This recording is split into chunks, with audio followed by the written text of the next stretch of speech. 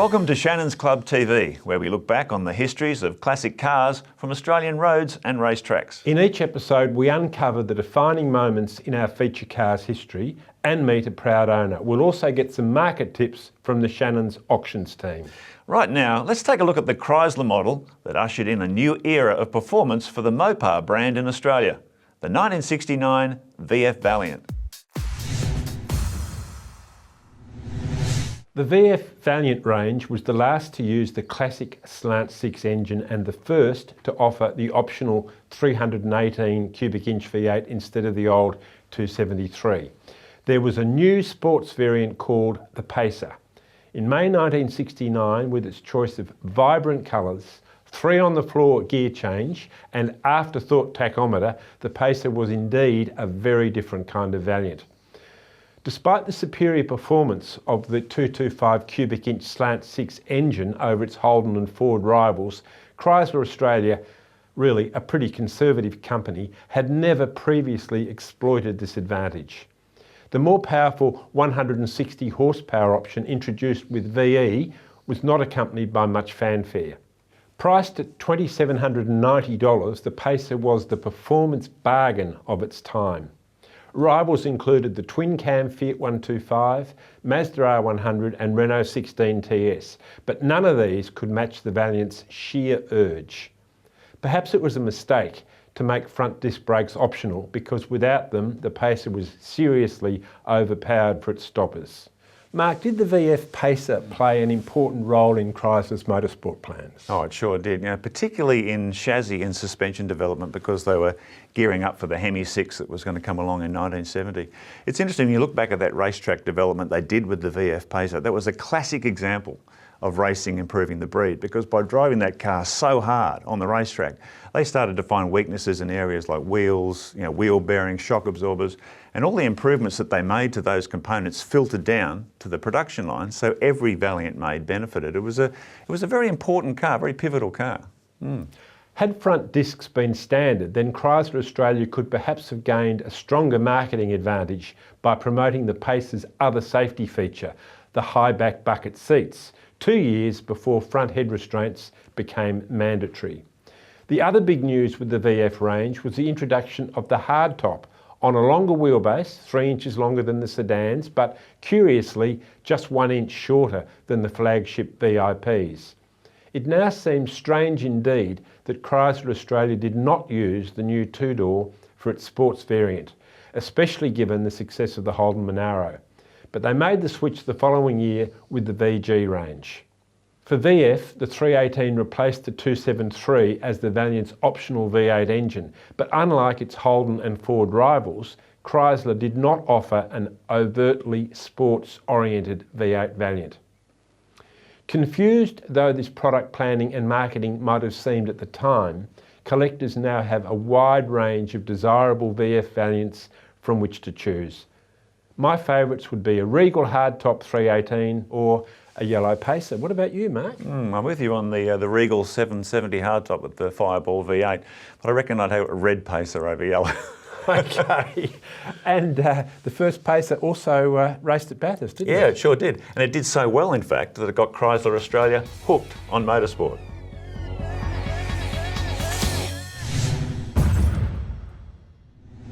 Competitions boss John Ellis said it was the VF Pacer which opened Chrysler Australia's eyes to the benefits of being directly involved in motorsport, which led to greater involvement and ultimately the exciting Hemi Pacer and RT Charger programs of the 1970s. The VF Pacer's rorty 175 horsepower version of the corporation's 3.7 litre slant 6 was at the time Australia's most powerful 6-cylinder engine, which, combined with a sporty 3-speed manual floor shift and optional front disc brakes, provided a solid starting point. To its credit, Chrysler signed up some top-shelf driving talent, including Doug Chivers, Des West, Graham Ryan and Leo Gagan, who not only raced the cars, but also assisted factory engineers behind the scenes with the VF Pacer's racing development, particularly chassis and suspension. John, Leo's brother Pete claimed that he once tested a VF factory prototype fitted with a 340 cubic inch V8 under the bonnet. I mean, It really showed how Chrysler were exploring all options in those early days. Extraordinary. What a car that would have Wouldn't been. it have been a rocket? I'd never heard of that. That's amazing. Yeah. Fantastic. But, you know, seriously, their commitment was with the six-cylinder engine, so that was their mainstream seller. That's where they wanted to go on the track. Absolutely. Yeah. The VF Pacer's first major race appearance was in the 1969 Datsun 3-Hour at Sandown Park.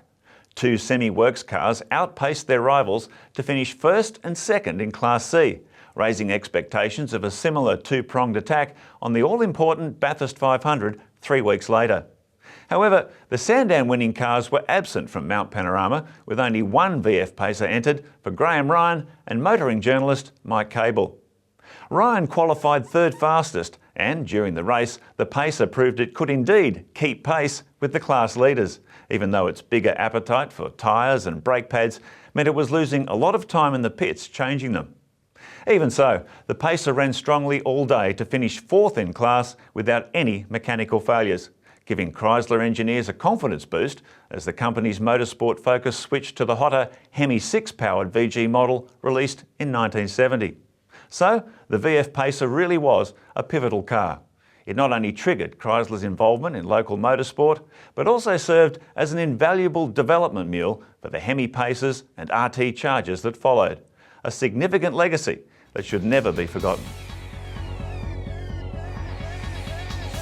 Remember to join the Shannons Club, where you can connect with other enthusiasts around the country.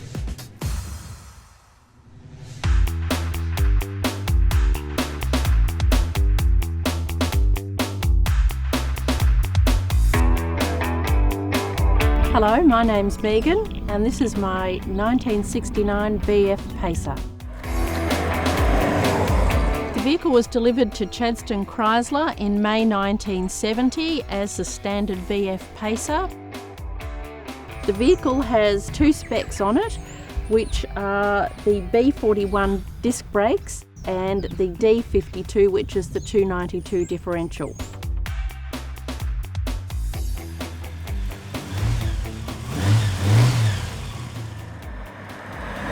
The signature on the inside of the door panel, that's Leo Gagan's signature. Leo Gagan is one of Chrysler's test drivers. He said, "This is the first model vehicle I ever test drove for Chrysler. It was in this model and it was in Isis Yellow, which is the colour of the car." I've always really liked Valiants, and this vehicle I think is particularly appealing because of the shape of it. The wonderful rear window at the back there. It's just got a lot of wonderful design features.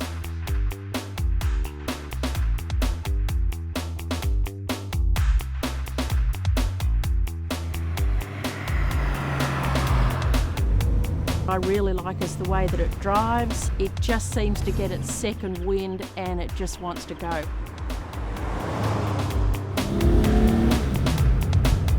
I am a Shannons customer. All of our special vehicles are insured through Shannons. We've found them tremendous. Their customer service is terrific and I highly recommend them. My future plans for this car would be just to love it and enjoy it.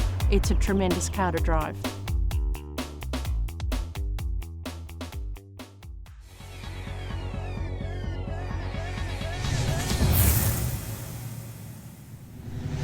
Well, Shannons National Auctions Manager Chris Borrabon joins us to talk about the huge VF Valiant range. Welcome to the show. Hey, John. Chris, it's hard to believe just 7 years before the VF Valiant there was only one model Valiant, just one car, the R Series. Yeah, and yes, that's you've right. got to the VF, they've got Huge. 3 wheelbases, they've got That's the right. Hardtop, they've got the VIP.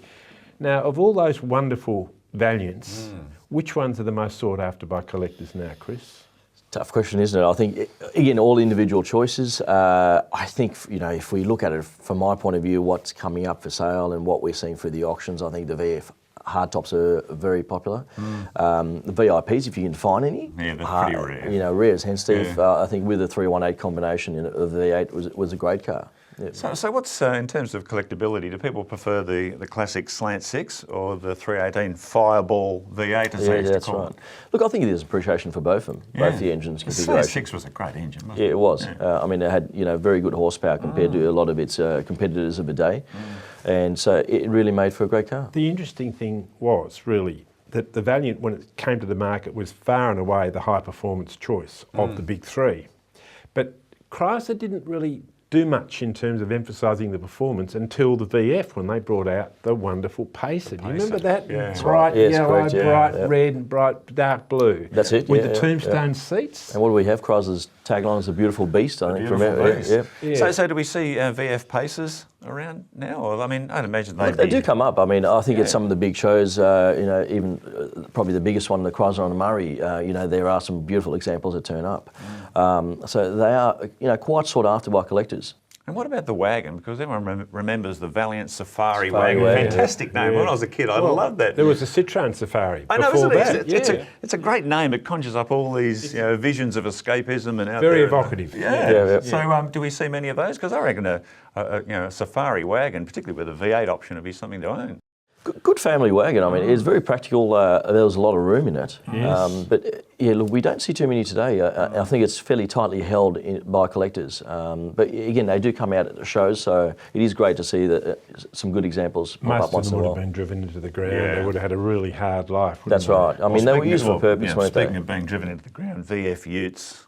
Boy, I mean, do you ever see VF Utes around? Particularly that oddball Dodge derivative they used to have. Wayfarer. Which was just a workman's machine, That's what it painted was. bumpers, all Yep, that. yep. So we just don't see those. They just sort of all... We might see the one come up very rarely on occasion for, even driven in for insurance or, to get assessed for a value. But not often do we see them come through. So anything from the VF Valiant range, I guess, is collectible, isn't it? Look, predominantly, I think you look at the Regal, definitely, the Hardtop, the V8 VIP, the 770, that's right. So that's probably the pick. And again, if you can find a really sound Safari wagon, definitely want to have. Great. Thanks for your advice, Chris. No problem. Remember, you can keep up to date with all the latest Shannons auctions news on the Shannons Club website. If you'd like a memorable race image of the VF Valiant, check out the huge archive at autopics.com.au. John, looking back at the VF Valiant, looking at Chrysler history, what do you think, what is the legacy of that range, do you think? Well, in a way, it was because it was the last to use the slant six engine. It was really the last Valiant that was more American than Australian, if you like, because then they went to the Hemi engine and which was very much a local development. yes, Yeah.